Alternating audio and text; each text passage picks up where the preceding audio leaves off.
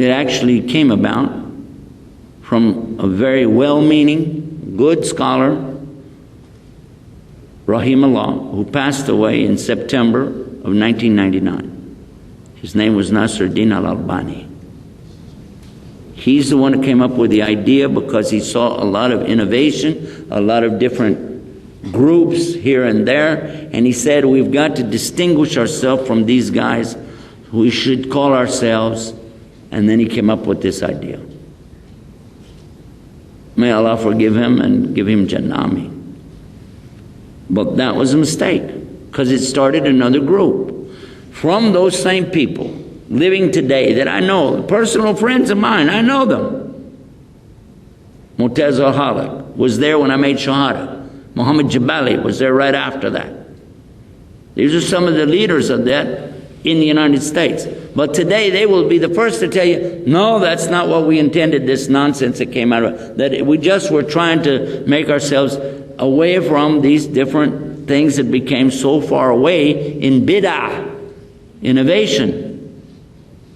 But by trying to distinguish themselves, they created a new bid'ah of people going around saying, haram, brother, haram, astaghfirullah, oh my God, oh, you're out of Islam, you're off the minhaj, he's off the minhaj, she's off the minhaj, they're all off the minhaj. And then these people isolated themselves. So much so that it'd be tiny groups of maybe 20 or 30. And then they would look at each other and go, you're off the minhaj. Now we're only 10. You're off the minhaj. Now we're 5. Now I'm praying at home all the time because everybody else is off the minhaj. Did you know that really happened? And who's dividing us up? What happened in Afghanistan? I'm sorry to mention this, but what happened in Afghanistan? After the Muslims, and the Muslims were from many countries there, fighting against the Russians. When there was this independence and the Russian Empire fell down, all those satellites were free, now away from communism, what happened? Did they appoint one who would be a good leader for the Muslims and then everybody obey him? Or did so many of them come up and say, I want to be the leader. Our Sheikh is the leader. Ours is the leader. Oh yeah, well, you're wrong because you guys follow this. No, you guys follow that. You guys are kuffar. You guys are, and then the next thing they're fighting each other. Yes or no? Did they kill each other? With the same weapons they've been killing kuffar. Right? Does Allah like that? Will Allah punish you for that? In this life and the next. Did Allah punish the people of Afghanistan? Don't go there. Every time you divide up, be careful. Because there are legitimate reasons to have groups, not divisions, but groups. You have a group in a certain area that like to study Quran. You have a group over here, they like to study fiqh. Have a group over here, they like to get together and talk about subjects, how we can make Islam better today. All of these are groups, they're fine. But when you make it a division, that's the problem. Because the Prophet ﷺ and the Quran, neither one are saying don't have groups, they're saying don't have faraqat. Faraqat's the word in Arabic. It doesn't mean group. It means to break off, to separate. Don't do that. That's what we were ordered. Make sense?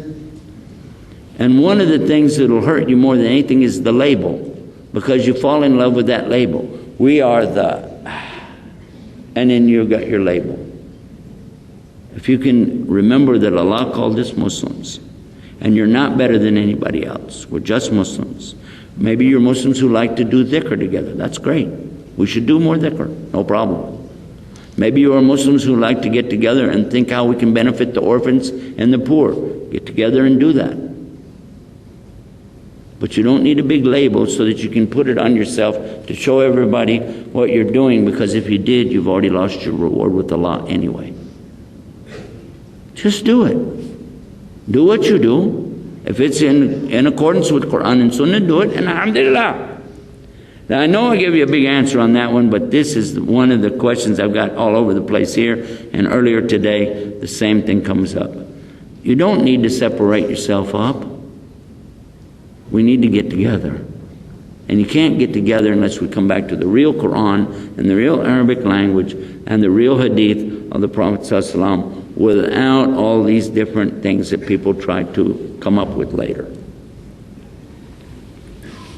And by the way, before I leave this subject, just so you know, studying jurisprudence is not a division.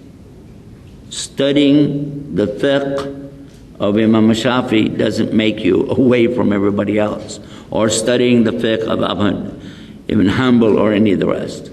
This all, I've been to Al-Azhar University, I've been to other universities in Cairo, and they can show you where they used to have the places where the imams from each would sit all at the same time, and there'd be classes over here for this, classes over there for that, and there was absolutely no problem because they were learning how did these people understand what they had from the Sharia, because Sharia and fiqh are not the same. Sharia from a word in Arabic which means the place to get the water.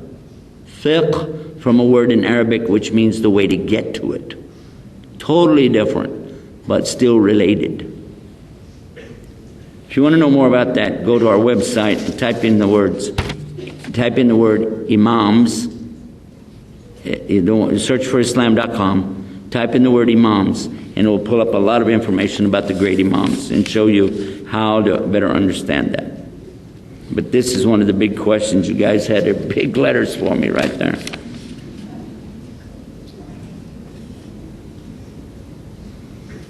I think we pretty much took care of all of that. Yes, that's alhamdulillah. Even if we didn't do anything else, if we did that, that's a good thing.